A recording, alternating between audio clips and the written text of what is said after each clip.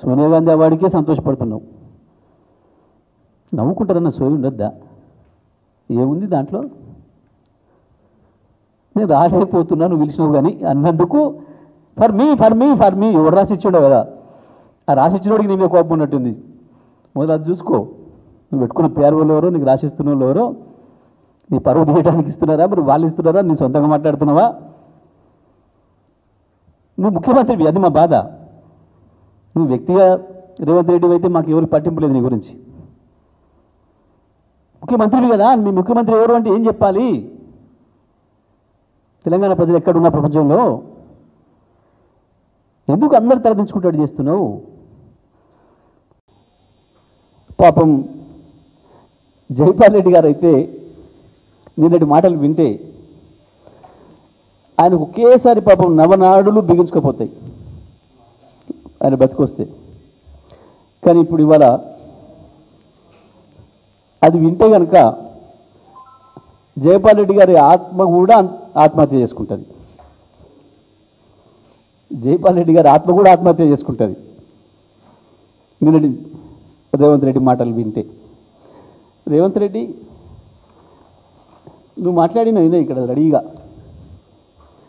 జైపాల్ రెడ్డి ఒక్కనాడు తెలంగాణ ఉద్యమంలో పాల్గొనలే. రేవంత్ రెడ్డి, జైపాల్ రెడ్డి ఏ ఒక్క రోజు కూడా తెలంగాణ గురించి మాట్లాడలే. నువ్వు మాట్లాడిన మాటలు జైపాల్ రెడ్డి గారు బతుకున్నప్పుడు ఒక్క రోజు అంటే ఒక్క రోజు జైపాల్ రెడ్డి గారి గురించి నువ్వు ఒక అక్షరం మంచి. అయితే పాపం మరి నీ విషయంలో జైపాల్ రెడ్డి గారు కూడా ఎప్పుడు పొరబడలే. అసలు నిన్ను మనిషి కింద లెక్క పెట్టడానికే ఇష్టపడలే ఎప్పుడు జైపాల్ రెడ్డి గారు.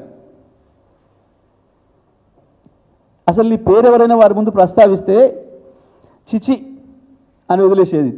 చిచి, నీ పేరు తీసుకోవడానికి కూడా ఇష్టపడకపోయేది. గంతగా ఒక గొంగలి పూరు కంటే కూడా అధ్వానంగా నిన్ను చూసిండ్రు జైపాల్ రెడ్డి గారు.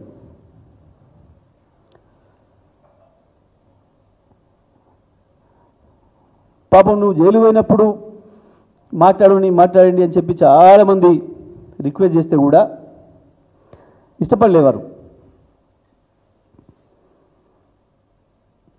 ఎవరో ఒక మాట అన్న చెప్పరాదు మీరు అంటే, ఆ పెళ్లి ముందుగా అట్లా చేస్తారా అని ఒక మాట మాట్లాడారు తప్ప జీవితంలో నిన్ను కరెక్టే అంచనా వేశారు జైపాల్ రెడ్డి గారు, నువ్వు మనిషి జాతికి చెందినవాడికి కావు అని.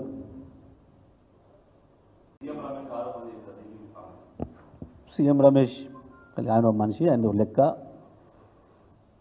ఆయన కూడా మాట్లాడతాడు. సరే, వాస్తవానికి పార్లమెంట్ ఎన్నికల ముందు అక్కడక్కడ వార్తలు వస్తేనే బీజేపీతో పొత్తు అని చెప్పి కేసీఆర్ గారు మమ్మల్ని అందరూ పిలిచి కోప్పడ్డాడు. సీనియర్ లీడర్ అందరినీ పిలిచి, ఎందుకు వస్తున్నాయి అటువంటి వార్తలు చూడాలి కదా, చెక్ చేయాలి కదా, మీరు అటువంటి చెత్త వార్తలు రాకూడదు కదా, ప్రాణం పోయినా బీజేపీతో మనం పొత్తుకు పోవడానికి సిద్ధంగా లేం కదా, ఎప్పుడు కూడా అది ఎప్పటికి జరగని పని కదా, ఎందుకు వస్తున్నాయి ఆ వార్తలు అని చెప్పి చూసుకోరామని మీరు సీనియర్లు అని చెప్పి మమ్మల్ని ఒప్పడాడు.